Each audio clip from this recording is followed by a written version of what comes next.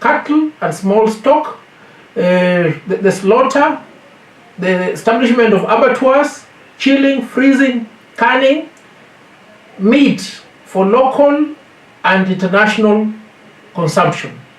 And what is the function of the Kenya Defence Forces on the other hand? The functions are well set out under the Constitution and under the Act. It's national security. So for you to transfer the Kenya Meat Commission from the Ministry of Livestock to the Ministry of Defence, you require a substantive act of Parliament to abolish the statute initially creating the Kenya Meat Commission and anchoring it under the Kenya Defence Forces Act. But can you do that in the first place through the action of the President? You can't do that because this act came to be as a result of a legislative function of Parliament, not an executive order of the President. But more importantly, look at the funds allocated to the Kenya Defence Forces. Those funds are peculiarly set out under the Act, and it is the National Assembly that approves the allocation of those funds. For what purpose? For the function set out under the Kenya Defence Forces Act, not the purposes of purchasing cattle, operating abattoirs, slaughtering for purposes of creating meat, canning, chilling it, and preparing it for market. And this is not new because we've seen much earlier a similar attempt being made in respect of Nairobi Metropolitan Services to militarize an otherwise civil and administrative process. It is for that reason that we say the President has once more violated the Constitution.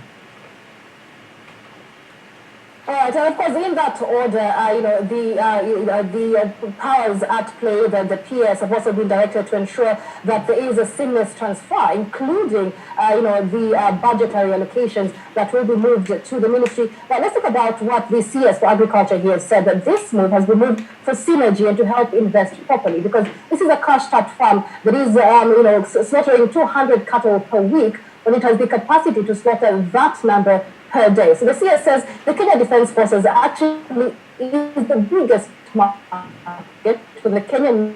So it all moved now to the Ministry of Defence. Your thoughts on this reasoning, first of all? Michelle, I seem to be losing you. It's trying to get him back for you. It is a story that has struck many Kenyans wondering the reasoning behind the move of the Kenya Meat Commission from the Ministry of Agriculture's Livestock Department to the Ministry of Defence. We'll endeavour to get Nelson Havi back for you to speak more on this issue. For now, however, right, I understand we have Nelson Havi back. Nelson, can you hear me? Yes, I can hear now. If you could kindly reframe the question you posed before we lost you. Yes, great. So the CS Agriculture says this was a move aimed at helping invest properly in the Kenya Meat Commission, because the Kenya Defence Forces is the largest market for the Kenya Meat Commission. So it only made sense that it was moved under the Defence Ministry, so there is better investing under the Defence Ministry. These are the words of CS Peter Munya. What is your reasoning, your thoughts behind that reasoning? Well, Michelle, the functions of government are not determined by what makes sense, commercial or otherwise. They're determined by the law. And the operative law here is the Constitution and the relevant two acts. But more importantly is this: where do you find in the act Kenya Defence Forces as the largest consumer of meat? It may well be so that Kenya Defence Forces is the largest consumer of meat. Look, we are the largest consumers of news. Does that mean, therefore, that we need to come to KTN and take over the management and production of shows at KTN? It doesn't work like that.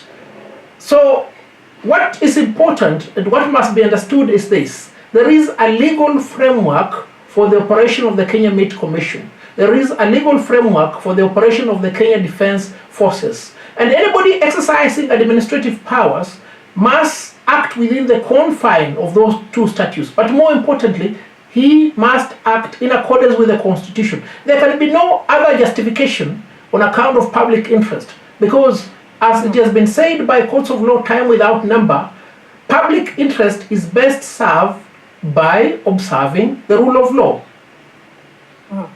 Let's talk about the fact that KMC actually is among 26 first titles and had been earmarked for sale to strategic investors by the Privatization Commission. Many have had a problem with this, especially now saying that there seems to be a move to militarize state commissions like the Kenya Meat Commission. Your thoughts, first of all, on the privatization of these commissions and whether this really is the right way to do it? Why has the Kenya Meat Commission dwindled in its performance? Has there been an analysis to evaluate what the problem is? Have we been told what the problem is?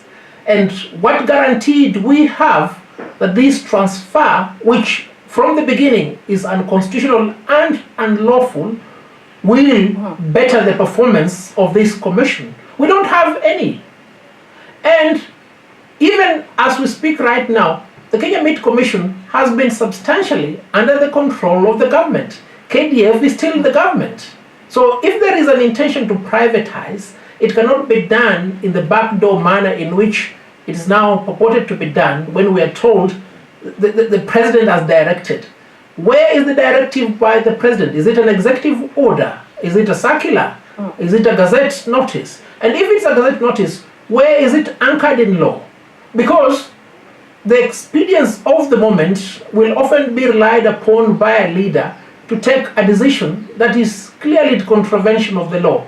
And he'll want to justify it for reasons similar to the ones given right now. But down the line, when you interrogate what has come out of it, you will see it could be a well-choreographed scheme to pilfer and to deny the Kenyan people what is due to them. And this is not new. We've seen similar ventures undertaken in this particular manner, and the outcomes, right? As we speak right now, we're still considering how effective it was for the government of the Republic of Kenya to receive money either from donors or from lenders towards combating COVID-19, and how that money has been misappropriated. And if this then is the conduct of these state officers, if then this is the manner in which the government is acting insofar as public funds are concerned, public assets, there can be no guarantee, none whatsoever, especially when the action undertaken is not anchored in the Constitution and the law.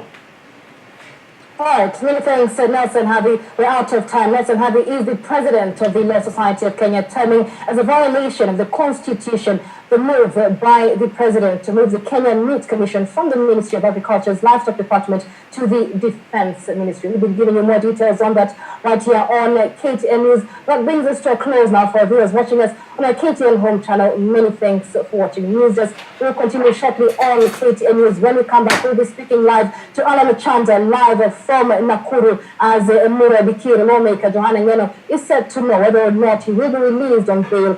He was arrested over hate speech allegations, and then so much more still to come on the other side. My name is Michelle Ngele.